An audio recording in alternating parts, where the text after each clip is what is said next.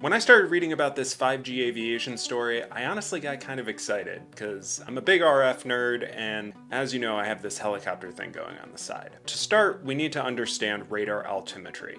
There are a bunch of related systems in airplanes that use radar altimeter data, but helicopters use these to reliably gauge their distance to the ground. It works by sending a ping or chirp to the ground, which bounces back to the helicopter. Based on how long that round trip takes, the electronics can calculate the distance to the ground. And what you need to know is that the last written specification for radar altimeters is from 1980.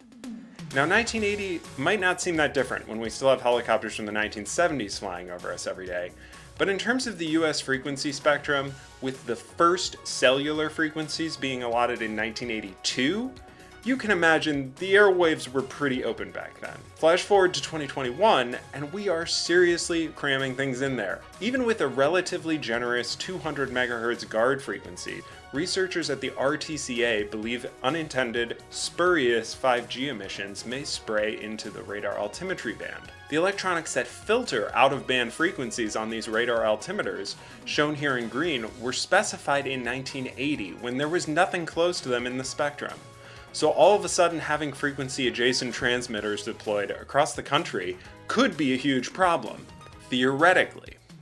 In practice, very little, if anything, has been done to study these effects, but it's rightfully being approached by aviators with an abundance of caution. On the more cavalier side, Verizon and AT&T, who paid $80 billion for this spectrum, aren't very willing to compromise on their rollout. You know what the word for that is? Awesome? Bingo. But they have agreed to 5G buffer zones at 50 of the country's busiest airports.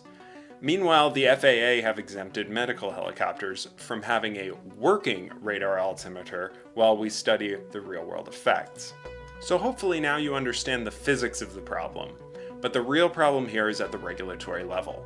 So let's hope that the telecom and aviation industries can get their act together and work together on a solution